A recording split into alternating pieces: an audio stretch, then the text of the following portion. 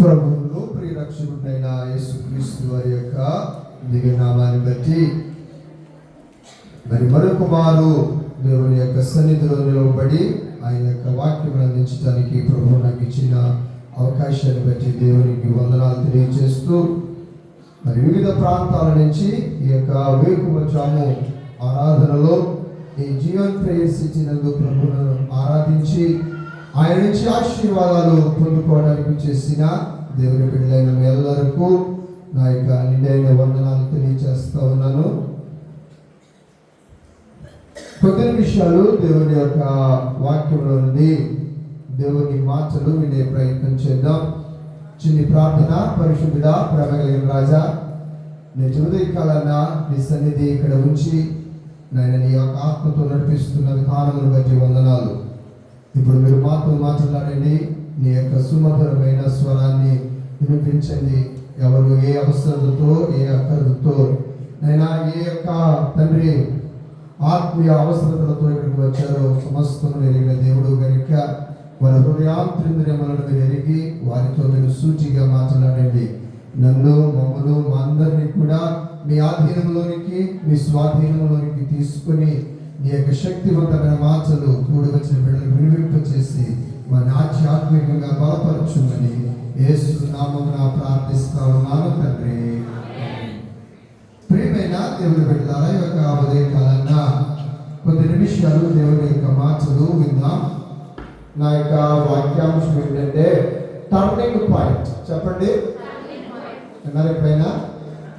ప్రతి దశలో ప్రతి వ్యక్తికి కూడా ప్రతి వ్యక్తి కోరుకునేది టర్నింగ్ పాయింట్. అంటే ఒకసారి మన జీవితంలో ఒక మేలు మలుపు కలగాలి.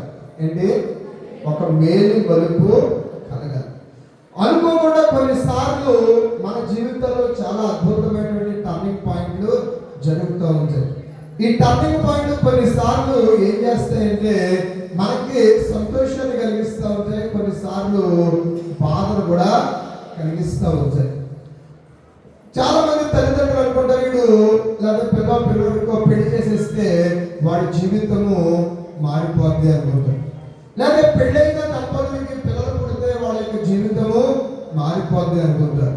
అలాగే చదువుకున్నటువంటి కుర్రాడికి ఉద్యోగం వస్తే జీవితము మారిపోద్ది అనుకుంటారు. అంటే మనందరం కూడా జీవితంలో ఒక బ్రేక్ త్రూ లేదా ఒక టర్నింగ్ పాయింట్ కోసం ఎదురు చూస్తూ ఉంటాం. మరి టర్నింగ్ పాయింట్ మనము టర్నింగ్ చేసేసుకుంటే అవి ఏ విధంగా కూడా మనకు ఆశీర్వాదదాయకంగా ఉండవు. కానీ మన జీవితాల్లో కొన్నిసార్లు ఎదురయ్యే ఇబ్బందులు కూడా మనల్ని ఒక గొప్ప ఆశీర్వాదం వైపు నడిపిస్తాయి. దేవునికి స్తోత్రం కలుగునుగా. శ్రమలు వస్తున్నాయి, కష్టాలు వస్తున్నాయి, ఇబ్బందులు వస్తున్నాయని అనుకుంటూ ఉంటాం. కానీ ఆ యొక్క సమస్యలు, ఆ యొక్క కష్టాలు, నష్టాలు కూడా మనల్ని ఏం చేయగలమంటే మన జీవితానికి ఒక టర్నింగ్ పాయింట్ కాగలదు. ఆ టర్నింగ్ పాయింట్ అనేది లేకపోతే మన జీవితంలో ఒక మలుపు అనేది రాదు. మరి టర్నింగ్ పాయింట్ చేయగలవాడు ఎవరంటే దేవాది దేవుడే. దేవునికి స్తోత్రం కలుగునుగాక. వాక్యంలో కొంతమంది భక్తుల యొక్క జీవితాన్ని మనము ఆలోచించినప్పుడు వాళ్ళ జీవితాలు ఏ విధంగా మార్పు చేయబడ్డాయి. ఒక సాధారణంగా ఉన్నటువంటి వ్యక్తి అసాధారణంగా ఎలాగ మార్చగలిగాడు.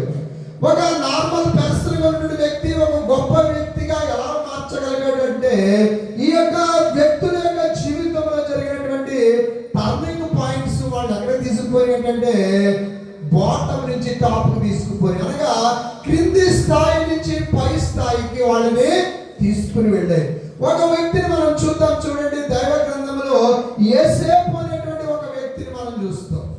అతను ఎలాంటి వాడంటే ఒక సాదాసీద జీవితమును గడుపుతున్నటువంటి వ్యక్తి.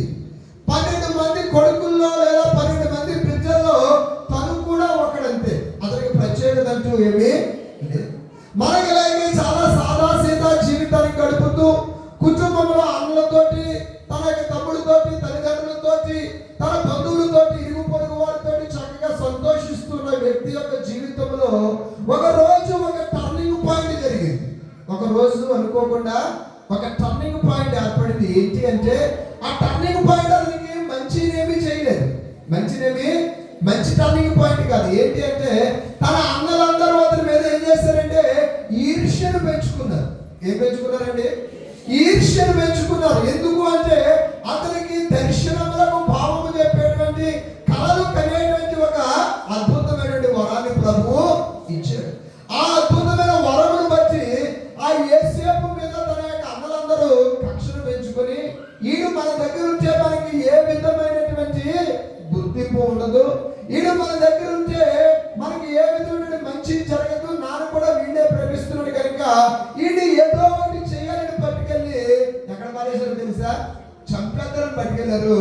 అందులో ఒక మంచి అన్నయ్యకి ఏమనిపించిందంటే, మరి ఆడు కూడా మనం రక్తం పంచుకొని పుచ్చున్నాడే కదా, వాడిని మనం చంపొద్దు కానీ గోతిలో పడేద్దాం అనుకున్నారు. దేవునికి స్తోత్రం కలుగునిక.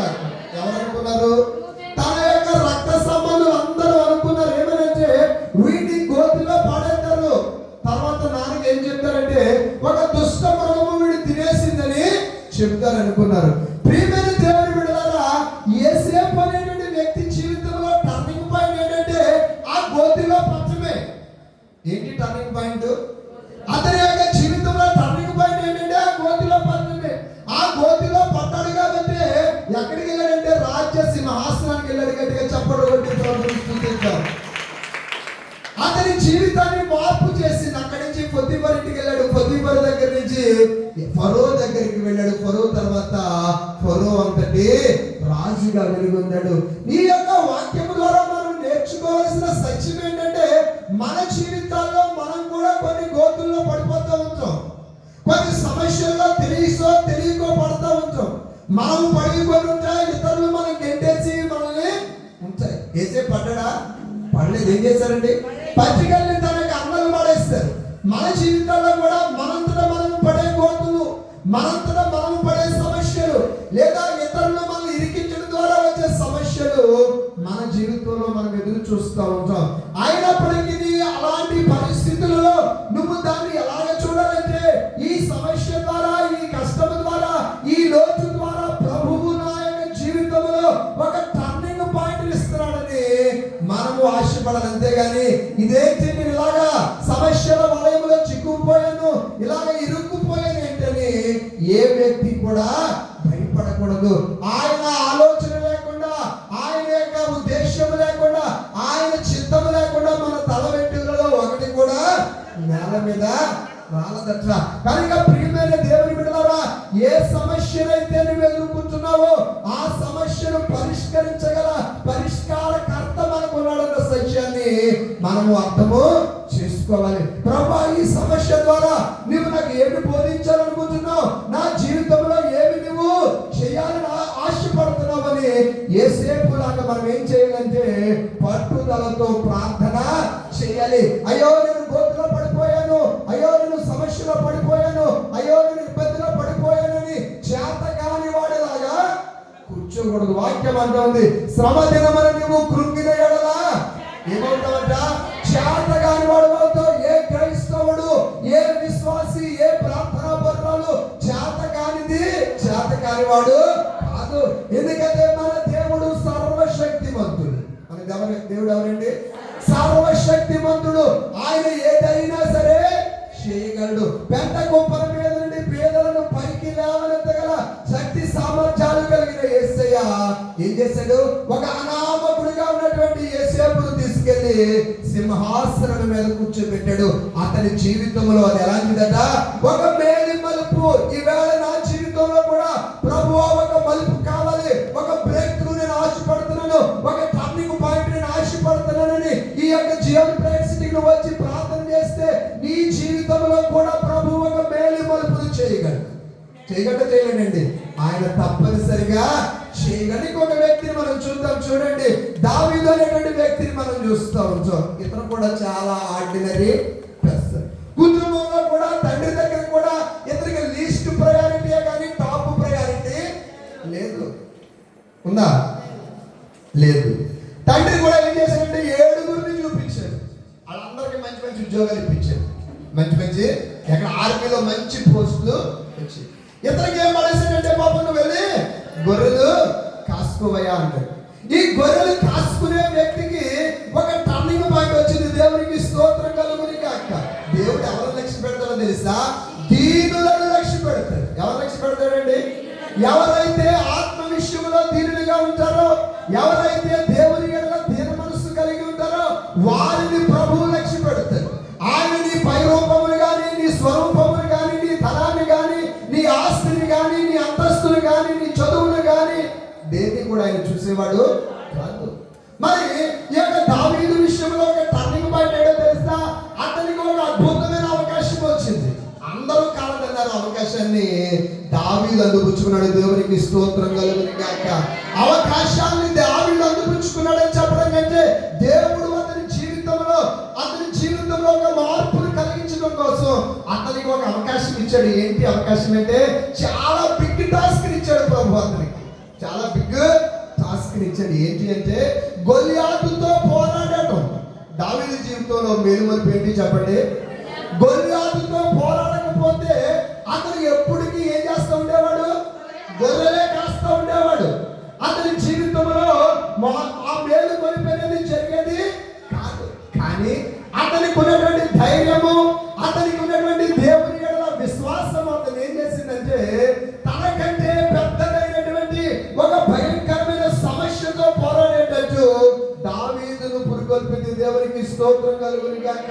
ఈవేళ నీ జీవితంలో, నా జీవితంలో కూడా అనేక మంది గొల్యాతులు ఉంటారు. ఎవరుంటారండి? గొల్యాతు లాంటి సమస్యలు, గొల్యాతు లాంటి ఇబ్బందులు చూడటానికి పోతున్నా కనబడతా ఉంటాయి. ఒక్కొక్కసారి నీ ఎదుగుతున్నటువంటి అప్పు నీకు ఎలా కనబడుతుంది? గొల్యాతు లాగా కనబడుతుంది. నీ ఎదురు నిరుద్యోగము నీకు ఎలా కనబడుతుంది అంటే గొల్యాతు లాగా కనబడతా ఉంటుంది. నీవు ఎదుర్కొన్నటువంటి సమస్యలు నీ ఎదురు ఎలా కనబడతా ఉంటాయి అంటే గొల్యాతు లాగా కనబడతా ఉంటాయి. కానీ నీ వెనకాల ఉండి నిన్ను నడిపిస్తున్నటువంటి ఒక అదృశ్య శక్తి, దేవాది దేవుడిని సత్యాన్ని నువ్వు తెలుసుకొని ఆ గొల్యాతు మీద విజయం పొందగలిగితే నీ జీవితం ఎలాగ మార్చబడుతుంది అంటే ఒక అద్భుతమైనటువంటి జీవితముగా మన జీవితాలు మార్చబడతాయి. ఇదేంటి, ఈ వ్యక్తిని నేను దెబ్బలాడలేదు, వీడిని జయించలేనని చెప్పేసి దావీదు కనుక భయస్తుడిగా పిరికివాడిగా ఉంటే అతను ఏమైపోయి ఉండేవాడు? అలాగే ఉండిపోయి ఉండేవాడు. నిరంతరం దావీదు యొక్క జీవితంలో టర్నింగ్ పాయింట్ ఏంటి? The choice he has made. అతను చేసిన ఒక నిర్ణయం, అతను తీసుకున్నటువంటి ఒక ధైర్యముతో కూడినటువంటి ఒక నిర్ణయం అతను ఏం చేసిందంటే గొప్ప వ్యక్తిని చేసింది. నీ కష్ట సమయాల్లో, నీ ఇరుకులలో, నీ ఇబ్బందులలో, మన యొక్క ప్రతి ఇబ్బందిలో కూడా మనం కూడా ఏం చేయాలి? ఒక ధైర్యముతో కూడినటువంటి నిర్ణయాన్ని మనము తీసుకోవాలి. దేవుడు మనకి ఏ ఆత్మ ఇవ్వలేదట? పిరికి ఆత్మను ఇవ్వలేదు. దావీదులో ఏ ఆత్మ అయితే పనిచేసిందో, దావీదుని ఏ శక్తి అయితే నడిపించిందో అదే శక్తి మనల్ని కూడా ఏం చేస్తుందంటే నడిపిస్తుంది. కనుక నీ ఎదుట ఉన్నటువంటి గొల్యాతులను చూసి నువ్వేమనకూడదండి, ఈ మాత్రమును భయపడకూడదు. ధైర్యముగా వాడిని ఓడించగలననేటువంటి ఒక ధైర్యమును కలిగి ఉన్నప్పుడు నీ జీవితంలో ఏం ఏర్పడుతుందట?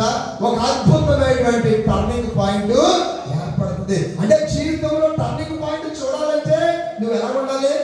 ఒక అద్భుతమైనటువంటి నిర్ణయం తీసుకొని ముందుకు వెళ్ళే వ్యక్తిగా నువ్వు ఉన్నప్పుడు మన జీవితాల్లో అద్భుతాలు మనం చూస్తాం. ప్రియమైన దేవుని బిడ్డలారా, ఇంకొక మాటలో చెప్తాను చూడండి. ఎలీషా అనేటువంటి ఒక వ్యక్తి ఉన్నాడు. ఎవరండి? ఎలీషా అనేటువంటి ఒక సంపన్నుడైనటువంటి వ్యక్తి ఉన్నాడు. అతడు ఏం చేశాడో చూడండి. 2వ రాజుల గ్రంథము 2వ అధ్యాయము 10వ వచనంలో ఒకసారి చదువుకుందాం. అందుకతడు నీవు అడిగినది బహు కష్టతరముగా ఉన్నది, అయితే నీ యొద్ద నుండి నేను తీయబడక ముందు నేను నీకు కనబడిన ఎడల అమ్మా ఆ ప్రకారము నీకు లభించును. చూడండి, ఇక్కడ ఎలీషా అనేటువంటి వ్యక్తి యొక్క జీవితము ఎలాగ మార్చబడిందంటే ఒక సాధారణమైన వ్యక్తిగా ఉన్నటువంటి జీవితము ఒక ప్రవక్తని ఫాలో అవటం వల్ల. ఎవరండి? ఏలియా అనేటువంటి ఒక ప్రవక్తకి శిష్యుడిగా చేయటం వల్ల అతని జీవితం ఏమైందండి? ప్రవక్తగా మార్చబడింది. లేకపోతే ఎలీషా ఎలా ఉండేవాడంటే ఒక మంచి రైతులాగా ఉండేవాడు. మన ఊళ్ళో ఉన్నటువంటి రైతులు ఎలాగా ఉన్నారో అలాగే ఒక మంచి రైతుగా ఉండేవాడు. కానీ అతను రైతుగా ఉండడానికి ఇష్టపడలేదంట. He wanted to be a new person. He wanted to play a new role. ఒక కొత్త పాత్రని ఏం చేయాలనుకున్నాడు? పోషించాలనుకున్నాడు. కనుక ఎవరిని ఫాలో అయ్యాడు? ఏలియాను ఫాలో అయ్యాడు. అతనితో చాలా సంవత్సరాలు పరిచర్య చేసి ఉపచారం చేసి చివరిలో అతని ఒక కోరిక అడిగాడంటే ఏమనంటే, నువ్వు వెళ్ళిపోక ముందు నాకు ఒక కోరిక దయచేయా, నేను అడుగుతా ఉన్నాను నిన్ను, నాకు నీకున్నటువంటి ఆత్మలో 2 పాళ్ళు ఆత్మను దయచేయంటే ఏలియా ఏమన్నాడంటే, నువ్వు అడిగింది బహు కష్టతరంగా ఉంది. దేవునికి స్తోత్రం కలుగును గాక. కొన్నిసార్లు మనము అడిగేవి ఎలా ఉంటాయంటే ఇతరులకు కష్టతరంగా ఉంటాయి, కానీ దేవునికి ఈజీగా ఉంటాయి. గట్టిగా చప్పట్లు కొట్టి ప్రభువుని స్తుతిద్దాం. మనం అడిగేవి చుట్టుపక్కల వారిలో లేదా మన బంధువుల్లో మన స్నేహితుల్లో ఎవరినైనా అడిగామనుకో, చాలా కష్టం రా, ఒక 1,00,000 రూపాయలు అప్పు అడిగంటే అదేమంటాడంటే మనల్ని చాలా కష్టం బాబు ఒకసారి ఇచ్చి సాయం చేసి పెట్టు అని అడిగితే వాడు ఏమంటాడంటే నాకు చాలా కష్టం. ఏది మనుషులకు కష్టమో, ఏది మనుషులకు ఇబ్బందో అది దేవునికి చాలా ఈజీ, చాలా ఈజీ. ప్రవక్త కూడా ఏమంటున్నాడంటే నువ్వు అడిగింది, కానీ యేసుక్రీస్తు ప్రభు దగ్గరికి వచ్చినప్పుడు లేదా దేవాది దేవుడి దగ్గరికి వచ్చినప్పుడు ఆయన ఇది కష్టమని ఏ వ్యక్తికి చెప్పలేదు. దేవునికి స్తోత్రం కలుగును గాక. మనుషులు ఏం చెప్తారు? ఇది కష్టం, ఇది అవదు. డాక్టర్లు కూడా చెప్తారు ఇది అవదు, ఇది అవదు, నీ పని అయిపోయినట్టే. చాలా కష్టం, ఆపరేషన్ చేయడం చాలా కష్టం, ఉద్యోగం రావడం చాలా కష్టం, ఈ సమస్య నుంచి బయటకు రావడం చాలా కష్టం, ఈ కోర్టు కేసు నుంచి బయటకు రావడం చాలా కష్టం, ఈ సమస్య నుంచి బయటపడేయడం చాలా కష్టం. ఒకసారి అవసరం నిమిత్తం మేము లాయర్ గారి దగ్గరికి వెళ్తే అతను ఏమన్నాడంటే, అయితే ఇలాగవచ్చు లేకపోతే అలాగవచ్చు. అది మాకు తెలీదా? నీకు తెలీదా? ఏదైనా మ్యాచ్ ఆడమనుకోండి ఏమవుతుంది? గెలిస్తే గెలుస్తాం, ఓడిపోతే ఓడిపోతాం. అది చెప్పేవాడు ఎవరు? మనిషి అయితే అలా చెప్తాడు. ఏమనంటే గెలిస్తే గెలుస్తా, ఓడిపోతే ఓడిపోతా. దేవుడు అలా చెప్తాడు, నువ్వు గెలుస్తావనే చెప్తాడు. దేవునికి స్తోత్రం కలుగును గాక. మనుషులకు ఎలా ఉంటాయి? మనుషులకు అసాధ్యమైనవి దేవునికి సాధ్యము. మనుషులకు అసాధ్యమైనవి దేవునికి మాత్రమే సాధ్యం. ఆక ఏమి అంటున్నాడంటే నువ్వు అడిగింది కష్టతరమే, కానీ నేను వెళ్ళిపోకముందు నువ్వు గనుక నన్ను చూడగలిగితే ఏం చేశాడండి? అది నీకు అనుగ్రహించబడుతుందని చెప్పాడు. నిజమే ప్రియమైన దేవుని బిడ్డలారా, మనము కూడా ఎవరినైనా ఏది అడిగినప్పుడు వాళ్ళు కండిషన్స్ పెడతా ఉంటారు. ఏలియా కూడా ఎలీషాకి ఏం పెట్టాడు? ఒక కండిషన్ పెట్టాడు, కానీ షరతులు లేకుండా ఏదైనా నీకు ఇచ్చేవాడు దేవుడు. దేవుడి దగ్గర ఏముండేవండి? షరతులు ఉండవు. ఈవేళ 1,00,000 రూపాయలు అప్పు అడిగితే దేవుని సంతకం పెట్ట, నువ్వు రెవెన్యూ స్టాంప్ తెచ్చి దాని మీద మంచి ఒక 50 రూపాయల నోటు తెచ్చి దాని మీద సంతకం పెట్టి, నీ అమ్మ సంతకం పెట్టి, నీ నాన్న సంతకం పెట్టి, నీ బంధువులందరూ సంతకం పెడితే కానీ ఒకడు మనకి 1,00,000 రూపాయలు ఇవ్వట్లేదు. ఏం పెడతారంట మనుషులు? షరతులు విధిస్తారు. దేనికైనా సరే బిందప్పించినా సరే, ఇంతకుముందు బిందుల మీద డబ్బులు ఇచ్చేవారు, పెడుతున్నారు లేదు నాకు తెలియదు, కానీ బిందప్పించినా సరే, బిందు మీద వడ్డీ ఇచ్చినా సరే షరతులు ఉండేవి. కానీ యేసయ్య దగ్గర ఏ షరతులు ఉండవండి. ఎటువంటి షరతులు ఈయనకి వర్తించో ఆయన అన్ని ధారాళంగా దయచేస్తాడు. దేవునికి స్తోత్రం కలుగును గాక. ఎలా ఇస్తాడు? ఒక ప్రవర్తన శిష్యుడికి కూడా ఏం పెడుతున్నాడు? ఒక షరతు పెట్టాడు. కానీ ఈ ఉదయకాలంలో దేవుని వాక్యం బోధిస్తా ఉంది. ఆయన నువ్వు అడిగింది ఇవ్వడానికి ఎటువంటి షరతులు పెట్టేవాడు కాదు. ఇట్ మే బి హార్డ్, అది కష్టతరమైందే అడగవచ్చు. నువ్వు అడిగింది కష్టతరమైందే అడగవచ్చు. అయ్యారు చాలా 10 సంవత్సరాల నుంచి డాక్టర్ దగ్గరికి వెళ్ళి తిరిగి వాళ్ళ బిడ్డలు పుట్టదని చెప్పి అలసిపోయి విసిగిపోయానండి. అది ఎవరికి కష్టం? డాక్టర్లకి కష్టం. కానీ గర్భమును ఇచ్చే దేవుడు, బిడ్డలను ఇచ్చే దేవుడు, గర్భ ఫలములతో మనుషులను నింపే దేవుడికి అది సాధ్యము కాదు. ఆయనకు సమస్తము సాధ్యమే. ఈ ఎలీషా యొక్క జీవితంలో టర్నింగ్ పాయింట్ ఏంటంటే ఎవరిని ఫాలో అవటం? చెప్పండి, ఎవరిని ఫాలో అవటము? ఏలియాను ఫాలో అవటము అతని జీవితాన్ని ఎలా మార్చేసిందంటే ఒక అద్భుతమైన ప్రవక్తగా అతన్ని మార్చింది. ఏలియా 7 అద్భుతాలు చేస్తే ఏం చేశాడంటే 14 అద్భుతాలు చేశాడంటే. ఎన్ని చేశాడండి? అంటే యేసయ్యను ఫాలో అవటమే మన జీవితంలో టర్నింగ్ పాయింట్.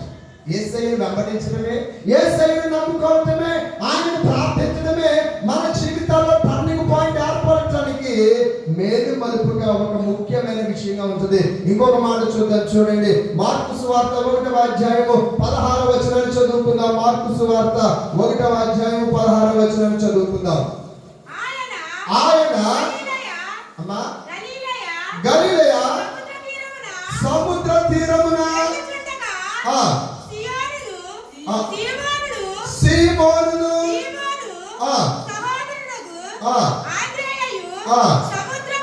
సముద్రములో వల వేయుట చూచెను. వారు జాలరులు యేసు నా వెంబడి రండి, నేను మిమ్మును మనుష్యులను పట్టే జాలరులుగా చేస్తాడు. దేవునికి స్తోత్రం కలుగును గాక. ప్రియమైన దేవుని బిడ్డ, మనం చాలాసార్లు ఈ వాక్యాన్ని విన్నాం. పేతురు అనేటువంటి వ్యక్తి, ఆంధ్ర అనేటువంటి ఇద్దరు వ్యక్తులు ఏం చేశారంటే ఆ యొక్క గలిలయ సముద్ర తీరాన చేపలు పట్టుకుంటున్నారంటే వాళ్ళ పనుల్లో వాళ్ళు చాలా బిజీగా ఉన్నారు. వాళ్ళ వృత్తి, వాళ్ళ యొక్క ప్రవృత్తి కూడా ఏంటి అంటే చేపలు పట్టుకోవడం, చేపల్ని అమ్ముకొని వాళ్ళ యొక్క జీవనాధారాన్ని ముందుకు తీసుకువెళ్ళటము వారి యొక్క వృత్తి. అలాంటి సమయంలో వారి యొక్క ప్రాంతంలో నుంచి ఎవరెళ్తున్నారంటే సముద్రమును అందరి జీవరాశులను సృజించిన యేసు క్రీస్తు ప్రభువు ఆ యొక్క మార్గంలో వెళుతున్నప్పుడు వారిని చూశారట. దేవునికి స్తోత్రం కలుగును గాక. వారిని చూసిన యేసయ్య ఏం చేశాడంటే, ఓ పేతురు, ఆంద్రేయ, ఎంత కాలమయ్యా చేపలు పట్టుకుంటారు, ఎంత కాలం పట్టుకుంటే మీ బ్రతుకులు మారుతాయి, ఎంత కాలం చేపలు పట్టుకుంటే మీ స్థితి మారుతుంది, నన్ను వెంబడించండి అన్నారు. ఏమన్నాడు యేసయ్య? నన్ను వెంబడించండి. ఎందుకు యేసయ్యను వెంబడిస్తే ఏం చేయాలి? ఏమైనా మంచి ఇల్లు ఉందా చెప్పండి? కోటికాసల్ లాంటి ఊర్లో కానీ, లేదా రాజమండ్రి లాంటి ఊర్లో కానీ, హైదరాబాద్ లాంటి మహాపట్టణంలో కానీ ఏదైనా ఇల్లు ఉందానికి ఏమీ లేదు. నక్కలకు బొరియలు ఉన్నాయట, ఆకాశ పక్షులకు గూళ్ళు ఉన్నాయట, కానీ మనుష్య కుమారునికి తలవాల్చుకోవటానికి కూడా స్థలము లేని వ్యక్తి వచ్చేమంటే పేదలు పెరగట్టుగా చప్పలు కొట్టుకోవాలని స్మృతిద్దాం. రాజమండ్రిలో ఒక లక్షాధికారి వచ్చి, అమ్మా నా వెనకాల వచ్చి, బాబు నా వెనకాల వచ్చి మంచి ఉద్యోగం ఇస్తారంటే కళ్ళు మూసుకుని వెళ్ళిపోతాం మరి.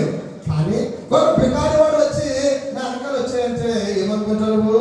ఒరే నీకే ఈ పూట ఎవరైనా భోజనం పెడితే కానీ ఉండదు, నువ్వు నాకే ఉద్యోగం ఇస్తావు, నువ్వు నన్నేం చూస్తావు అని అనుకుంటావు. కానీ ఈ యొక్క పేతురు, యోహానులు ప్రభు యొక్క శక్తిని చూశారు కాబట్టి వాళ్ళు ఏం చేశారంటే, నువ్వు మా వెనకాల వచ్చే అనగానే యేసయ్య వెనకాల ఏమైపోయారంటే వాళ్ళు ఫాలో అయిపోయారు. ఏం చెప్పాడు ప్రభు? వారికి వాగ్దానం చేశాడు, నన్ను ఫాలో అవటం వల్ల, నా వెనకాల రావటం వల్ల, నన్ను అనుసరించడం వల్ల మీరు కోల్పోయేది ఏమి ఉండదు. మీరు ఎవరు పట్టుకుంటున్నారు? ఇప్పుడు చేపలే పట్టుకుంటున్నారు, తీసుకోపోతే చేపలు పట్టుకుంటున్నారు, కానీ నేను మిమ్మల్ని మనుష్యులను పట్టుకునే జాలలుగా చేస్తాను. దేవునికి స్తోత్రం కలుగును గాక. యేసయ్య మన యొక్క జీవితాలను పట్టుకుంటే, ఆయన వెనకాల మనం అనుసరించగలిగితే, ఆయనను మనము వెంబడించగలిగితే, ఆయన నీ స్థితిని ఇట్టే మార్చివేయగలడు. ఎలా చేయగలండి? ఇట్టే మార్చివేయగలడు. మన జీవితాన్ని ఆయన మాత్రమే మార్చగలడు. చేపలు పట్టుకునేవాడు ఎలా చేశాడంటే దేవుడు మనుష్యులను పట్టుకునేటువంటి జాలరుగా చేశాడు. యేసయ్యను వెంబడించకపోతే, యేసయ్యను ఫాలో అవ్వకపోతే పేతురు ఎప్పుడు ఎలా ఉండేవాడు? జాలరిగానే ఉండేవాడు. ప్రియమైన దేవుని బిడ్డలారా, అతని జీవితంలో మేలు మలుపు టర్నింగ్ పాయింట్ ఏంటంటే యేసయ్యను వెంబడించడమే. దేవునికి స్తోత్రం కలుగును గాక. మన జీవితాల్లో కూడా టర్నింగ్ పాయింట్ కావాలంటే ప్రభువు మనతో చెప్పింది చెయ్యాలి. ఆయన ఏమన్నాడంటే, పేతురు ఇంక నేను ఆ పని చేస్తాను, ఈ పని చేస్తాను, నేను కూడా వస్తున్నాను, ఏమైనా ఇన్సూరెన్స్ ఇస్తావా, ఏమైనా హామీ ఇస్తావా? మరి నా వాళ్ళు చేస్తున్నాడు, అది చేస్తున్నాడు, ఇది చేస్తున్నాడని అన్నాడా? అన్నాడు. వెంటనే ఏం చేశాడంటే ప్రభు పిలుపుని అందుకొని అతని యొక్క మాటను బట్టి ఏం చేశాడంటే యేసయ్యను వెంబడించాడు. ఆ వెంబడించడం మనకి ఏమైందట? ఒక మేలు మరిపోయింది. మరి ఈ ఉదయకాలన్నా ఎక్కడికి రావటం, ఈ జీవన ప్రయత్నికి రావటం నీ జీవితంలో కూడా టర్నింగ్ పాయింట్ కావాలి. నువ్వు అడుగుతుంది కష్టమైనప్పటికీ కూడా దేవుడు దాన్ని ఏం చేయగలండి? అనుగ్రహించగలడు. మన జీవితాల్లో ఏదైతే వెలితిగా ఉందో ఎవరికి తెలుసు? మనకంటే ముందు దేవాది దేవునికి తెలుసు కనుక ఆయన ఇస్తాడు. మనం సాదాసీదమైన వ్యక్తులమే, ఎవరిలాగా? పేతురులాగా. కానీ పేతురు ప్రభువు గొప్ప వ్యక్తిగా మార్చాడు లేదా? చాలా అద్భుతమైనటువంటి వ్యక్తిగా ప్రభు మార్చాడు. మన జీవితాన్ని కూడా ప్రభు అద్భుతంగా మార్చగలడు. ఇంకొక మాట చూద్దాం, చూడండి. మన యొక్క సౌలుగా పిలువబడినటువంటి అపోస్తలుడు పౌలు, అంటే అపోస్తలుడు పౌలుగా మారక ముందు సౌలు అనేటువంటి ఒక వ్యక్తి ఉన్నాడు. ఇతను ఏమి మంచోడేమి కాదు. ఎలాంటి వాడట? క్రైస్తవ సమాజాన్ని, సంఘాన్ని హింసించిన వాడు. ఎలాంటి? క్రైస్తవ సమాజాన్ని, సంఘాన్ని హింసించినటువంటి ఈ యొక్క సౌలు ఎప్పుడు మార్చబడ్డాడు? ఒక రోజు దమస్కు పట్టణంలో వెళ్తున్నప్పుడు అతని జీవితంలో ఒక టర్నింగ్ పాయింట్ ఏర్పడింది. దేవునికి స్తోత్రం కలుగునుగా. ఎలా పడిందండి? అతని జీవితంలో ఒక టర్నింగ్ పాయింట్. అతను అనుకున్నాడు, నేను ఇలాగానే ఉండిపోతాను, I will never become a hero. నేను ఎప్పటికీ ఏమవను, ఇంకా హీరో అవను. నా పరిస్థితి ఇంకా సంఘాన్ని హింసించడం, ఇలాగ చెడ్డ పేరుతో బతకడమే అనుకున్నాడు. కానీ దేవుడు అతని ఎడల ఒక అద్భుతమైన ప్రణాళికను కలిగి ఉన్నాడు. కనుక ఏమైందంటే ఆ దమస్కు పట్టణంలో వెళ్తున్నప్పుడు దేవుడు పిలిచాడట, సౌలా సౌలా నీవేళ నన్ను హింసిస్తా ఉన్నావు. ఈ యొక్క స్వరము ఎప్పుడైతే సౌలుకు వినబడిందో సౌలు జీవితము పూర్తిగా మారిపోయింది. ఏమైపోయిందండి? సౌలు జీవితం ఏమైపోయిందట? పూర్తిగా మారిపోయింది. అతని పేరే మారిపోయింది. సౌలు ఎలా మారిపోయాడు? పౌలుగా మారిపోయాడు. జీవితంలో ఒక అద్భుతాన్ని జరిగింది. ఆ స్వరమును వినకపోతే, ఆ స్వరమును ఫాలో అవ్వకపోతే, ఆ పిలుపును అందుకోకపోతే, ఆ పిలుపు ప్రకారం నడవకపోతే సౌలు సౌలుగానే ఉండిపోయేవాడు, మారేవాడు కాదు. అంటే సౌలు జీవితంలో ఆ దమస్కులో ప్రయాణం చేస్తున్నప్పుడు ఒక టర్నింగ్ పాయింట్ ఏర్పడింది. ఒక టర్నింగ్ పాయింట్ అతని జీవితంలో ఏర్పడింది. అతని కొరకు ఏమైపోయినటువంటి దేవుని కోసం అతడు ఒక అద్భుతమైన సువార్తికునిగా, ఒక అద్భుతమైన మిషనరీగా వెలుగొన్నాడంటే కారణము దేవుని యొక్క పిలుపును అతను ఏం చేయగలిగాడు? గ్రహించగలిగాడు. ప్రియమైన దేవుని బిడ్డలారా, నీ జీవితంలో టర్నింగ్ పాయింట్ కావాలంటే ప్రభు నీతో కూడా మాట్లాడుతూ ఉంటాడు. ఆ యొక్క మాటలను నువ్వేం చేయాలంటే, ఇది నా కోసమే, ఈ వాక్యం నా కోసమే, ఈ ప్రసంగం నా కోసమే, ఈ బాధ, ఈ బోధ నా కోసమే అని నువ్వు కూడా దేవుడు నీతో మాట్లాడుతున్నటువంటి మాటలను అర్థం చేసుకోవాలి. నీ దేవుడు నీతో పలుకుతున్న ప్రతి శ్రేష్టమైన వాక్యాన్ని నువ్వేం చేసుకోవాలి?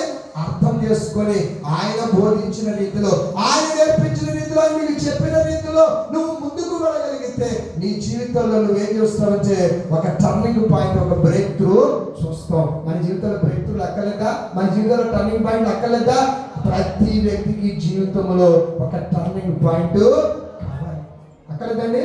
ప్రతి వ్యక్తికి, ఒక విద్యార్థికి ఒక టర్నింగ్ పాయింట్ కావాలి. ఒక యవనస్తుడికి, ఒక యవనస్తురాలికి, ఒక కుటుంబ పెద్దకి, ప్రతి వ్యక్తికి, చిన్నలేమి పెద్దలేమి, ప్రతి వారికి వారి జీవితాల్లో టర్నింగ్ పాయింట్ కావాలి. ఆ భక్తుల జీవితంలో టర్నింగ్ పాయింట్లు చేసిన దేవుడు మన జీవితంలో చేయడా? సాదాసీదా వ్యక్తుల జీవితాల్లో అద్భుతాలు చేసిన దేవుడు మన జీవితంలో చేయడా? ఆయన చేస్తాడు. ఎందుకంటే నిన్న నేడు నిరంతరము ఏకరీతిగా ఉన్న దేవుడు. మరి పేతురుని పిలిచిన దేవుడు ఈ ఉదయకాలన్న నిన్ను నన్ను కూడా పిలుస్తున్నాడు. ఏం చేయమన్నాడండి? నువ్వు నన్ను ఫాలో అయిపో, నువ్వు నన్ను ఫాలో అయిపో. సౌలుని పిలిచిన దేవుడు నిన్ను నన్ను కూడా పిలుస్తా ఉన్నాడు. నీవు నన్ను ఎలా హింసిస్తా ఉన్నావు? నువ్వు వెళ్ళు, అననీయ దగ్గరికి వెళ్ళు, అతని కొరకు ప్రార్థన చేస్తాడు. ఏం చేస్తాడు? అతని నీ కొరకు ప్రార్థన చేస్తాడు. అతన్ని ప్రార్థన చేసినప్పుడు సౌలు కళ్ళ వెంబడి ఏం పడ్డాయండి? పొరలు. ఏంటంటే పొరలు రాలిపడ్డాయి. ఈవేళ దేవుని శక్తిని చూడలేకపోవటానికి, దేవుడిచ్చే కృపావరములను చూడలేకపోవటానికి, దేవుడు మన వరకు దాచి ఉంచిన మేలుని చూడలేకపోవటానికి మన కళ్ళు కూడా ఏమన్నాయండి? పొరలు పడతా ఉన్నాయి కొన్నిసార్లు. ఆ పొరలు అంటే అవిశ్వాసపు పొరలు. ఏ పొరలండి? అవిశ్వాసపు పొరలు మన కళ్ళ వెంబడి ఎప్పుడైతే రాలుతాయో మనం ఏం చూడగలమంటే దేవుని అద్భుతమైనటువంటి ఆశీర్వాదాలు, ఆయన నరుల కొరకు దాచి ఉంచిన మేలును మనం చూడలేకపోతున్నాం. అంటే ఏం పట్టేసింది మనకి? ఆ పొరలు పట్టేసి ఆ పొరలు ఊడాలి. ఆ విశ్వాసము ఛాయలు మన నుంచి పోయినప్పుడు విశ్వాసము మనలో పెరుగుతా ఉంది. విశ్వాసము మనలో పెరిగినప్పుడు, విశ్వాసంలో మనం అభివృద్ధి చెందినప్పుడు, ఆయన మీద అచంచలమైన నమ్మకాన్ని మనం ఉంచినప్పుడు మన జీవితంలో మనము ఏం చూస్తామండి? అద్భుతాలను చూస్తాం, టర్నింగ్ పాయింట్స్ చూస్తాం. ఇంకొక మాట చూద్దాం, చూడండి. యెషయా గ్రంథము 46వ అధ్యాయము 11వ వచనాన్ని చదువుకుందాం. యెషయా గ్రంథము 46:11. దూర దేశం నుండి నేను విమోచించిన కార్యమును నెరవేర్చువాడని పిలుచుచున్నాను. నేను చెప్పి ఉన్నాను దానిని నెరవేర్చుదును. గట్టిగా చెప్పండి, ప్రభువుని స్తుతించండి. ఏంటంటే వాక్యం చెప్తా ఉంది ఉదయకాలన్నా, దేవుని యొక్క మాటలు మనకి చెప్తా ఉన్నాయి. చూడండి, నేను చెప్పి ఉన్నాను దానిని నెరవేర్చుచున్నాను. మరి ఈ యొక్క లెంటి డేస్ లో మనం దాదాపు 7 వారాలు వస్తా ఉన్నాం. ప్రతి వ్యక్తి కూడా ఏదో ఒక అవసరంతోటే ఇక్కడికి వస్తా ఉన్నారు. ఏదో ప్రార్థన అవసరత, జీవితంలో కొరతలను తీర్చుకోవడానికి మన ఆశలను ప్రభు చిగురింప చేయగలని నమ్మకంతో ఇక్కడికి వస్తా ఉన్నాం. అలాంటి వారందరికీ ప్రభు యొక్క వాగ్దానం ఏంటంటే, నేను చెప్పి ఉన్నాను దానిని నెరవేరుస్తాను. ఏం చేశారట? చెప్పిన వాడు ఎవరండి? నమ్మదగిన దేవుడు. చెప్పిన వాడు ఎవరు? నమ్మదగిన దేవుడు. నేను చెప్పానంటే నేను మాట ఇచ్చి నెరవేర్చకుండా దేవుణ్ణి కాదు. నేను చెప్పి ఉన్నాను దాన్ని నెరవేరుస్తాను. ఎవరికి చెప్పాడు? పేతురుకి చెప్పాడు. దేవుడు నెరవేర్చడం లేదా? నెరవేర్చాడు. ఏలియా ఎలీషాకు చెప్పాడు, నెరవేర్చడం లేదా? ఆయన ఏది చెప్పినా సరే అది అవునన్నట్టే ఉంటుంది. అందులో 0% కూడా సందేహానికి అవకాశము లేదు. నేను చెప్పి ఉన్నాను దానిని నెరవేరుస్తా ఉన్నాను. నీకు దేవుడు వ్యక్తిగతంగా ఉదయకాల సమయంలో చెప్తాడు, నీవేదైతే అడిగావో దానిని నీకు ఇస్తాను, నేను నీ జీవితంలో దాన్ని నెరవేరుస్తాను. చూడండి, ఉద్దేశించి ఉన్నాను, సఫలపరుస్తాను. దేవుడికి స్తోత్రం కలుగును గాక. ఏం చేశాడంటే దేవుడు, నేను నీ కొరకు మంచి ఉద్దేశములను కలిగి ఉన్నాను, వాటిని సఫలపరుస్తాను. ఏంటి దేవుని యొక్క ఉద్దేశము నా గురించి? నువ్వు కూడా ప్రార్థన చేస్తూ ఉండొచ్చు. ప్రభువా, నా కొడుకు గురించి నీ ఉద్దేశం ఏంటి? ప్రభువా, నా కూతురు గురించి నీ ఉద్దేశం ఏంటి? నా ఇంటి గురించి, నా భవిష్యత్తు గురించి నీ ఉద్దేశం ఏంటి అని నువ్వు అనుకుంటా ఉంటే ప్రభు అంటూ ఉన్నాడు, నేను నీ గురించి ఆలోచించిన సంగతులు రాబోయే రోజుల్లో నీకు మేలు కలమలే కానీ నీకు ఏ విధంగా కూడా హాని చేసేది కాదు. దేవుడు నీ కొరకు మంచి ఉద్దేశములను కలిగి ఉన్నాడు అని అంటున్నాడు. వాటిని ఏం చేస్తానంటున్నాడండి? సఫలపరుస్తాను. ఇది దేవుని యొక్క వాగ్దానం మనకి. నీ జీవితంలో టర్నింగ్ పాయింట్ కావాలని వచ్చావా, దాన్ని ఏం చేస్తాను? సఫలపరుస్తాను. నేను నిరాశతో నేను పంపినవాడిని కాదు. ఆయన దగ్గరికి వచ్చిన వాడు ఎవరో కూడా ఒట్టి చేతులతో వెళ్ళలేదు. ఎవరిని దేవుడు ఒట్టి చేతులతో పంపలేదు. ప్రభు ఆయన అవసరతని ఎవరు ప్రభు దగ్గరికి వచ్చినా వారెవరు నిరాశతో తిరిగిన సందర్భము లేదు. మరి నిన్ను నిరాశతో పంపుతాడా దేవుడు? నన్ను నిరాశతో పంపుతాడా? ఏ మాత్రము కూడా నిరాశతో ప్రభు పంపేవాడు కాదంటున్నాడు. చూడండి, కఠిన హృదయ నీతికి దూరముగా ఉన్న వారులారా నా మాట ఆలకించుడి, నా నీతిని దగ్గరికి రప్పించున్నాను, అది దూరమున లేదు. దేవునికి స్తోత్రం కలుగును గాక. ఏం చేశాడంట? నా నీతిని దగ్గరకు రప్పించున్నాను, అది దూరమున లేదు. నువ్వు ఏది అడుగుతున్నావు అది నీకు పెద్ద దూరంగా ఏమి లేదు. You are about to receive. నువ్వు దాన్ని ఏం చేయబోతున్నావు అంటే పొందుకోబోతా ఉన్నావు. నమ్ముతున్నారా? ఏమంటాడండి? నువ్వు ఏది అడుగుతున్నావో అది నీకు ఏ లేదట. చాలా మనం అంటూ ఉంటాం, అదే రాజమండ్రి వెళ్ళిన ఫోన్ చేసి తినేస్తూ ఉంటాం. అర్జెంట్ పని ఉన్నప్పుడు ఎక్కడ ఉన్నావా అంటాం. మనం ఏమంటామంటే, నేనేమంటానంటే రాజమండ్రి 13 దాటినా సరే రాగాపురంలో ఉన్నాను అంటాం. ఏమంటాను? 13 దాటినా రాగాపురంలో అంటాం. కానీ దగ్గరికి వచ్చేసాడు ఏం చెప్తాడు? ఇక్కడే ఉన్నాను అంటాడు. నువ్వు ఏది అడుగుతున్నావో అది నీ దగ్గరలోనే ఉంది. దేవునికి స్తోత్రం కలుగును గాక. ఉదయ కాలంలో బిడ్డలు అడుగుతున్నావా, అది నీ దగ్గరే ఉంది. ఉదయ కాలంలో ఉద్యోగం అడుగుతున్నావా, అది నీ దగ్గరలోనే ఉంది. మంచి ఇల్లు కోసం కలగంటున్నావా, అది నీ దగ్గరలోనే ఉంది. నీ బిడ్డల ఉజ్వలమైన భవిష్యత్తు కొరకు ఆశపడుతున్నావా, అది నీ దగ్గరలోనే ఉంది. ఏమంటున్నాడట?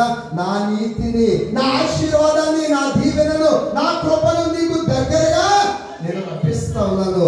నీవు చేస్తున్న ప్రార్థన, నువ్వు విడుస్తున్నటువంటి కన్నీరు, నువ్వు చేస్తున్నటువంటి గోడు నేను చూస్తా ఉన్నాను. అది ఎక్కడ ఉందట? నా నీతిని, నా సన్నిధిని, నా ఆశీర్వాదాన్ని, నా దీవెనను, నా కృపను నీకు దగ్గరికి రప్పిస్తున్నాను. అది నీకు ఎంతో దూరంలో లేదు కనుక మనం కూడా చూడండి, ఆ రాజమండ్రి ఉండడానికి ఉసులు మంత్రం దగ్గరకు వచ్చేసారంటే రాగాపురంలో ఉన్నది. ఏదో జస్ట్ రాగాపురానికి కేసరికి మధ్యలో ఉన్నాడంటే మనలో ఏం కలుగుతుంది? ఒక 5 నిమిషాలు వచ్చేస్తాడేమో, 2 నిమిషాలు 3 నిమిషాలు వచ్చారు. అలా కాకుండా రాజమండ్రిలో ఇప్పుడే బయలుదేరుతానంటే ఎలా ఉంటుంది చెప్పండి? నిరాశగా ఉంటుంది. దేవుడు నిరాశపరిచేవాడు కాదు. నువ్వు ఏది అడుగుతున్నావు ఎలా ఉందచ్చా?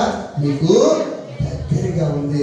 అది దగ్గరగా ఉన్నప్పుడు దాన్ని మనం ఏం చేయాలంటే పొందుకోవటానికి ప్రయత్నం చేయాలి. అది పొందుకున్నప్పుడు మన జీవితం మార్చబడదా? ఒక అద్భుతమైన జీవితంగా మార్చబడి. ఇంకొక మాట చెప్పి నేను ముగిస్తాను చూడండి. యోబు గ్రంథం 5వ అధ్యాయము 8, 9, 10, 11 వచనాలు చదువుకుందాం. యోబు గ్రంథము 5వ అధ్యాయము 8, 9, 10, 11. అయితే నేను నెమ్మదిగా చెప్పండి అమ్మా. అయితే నేను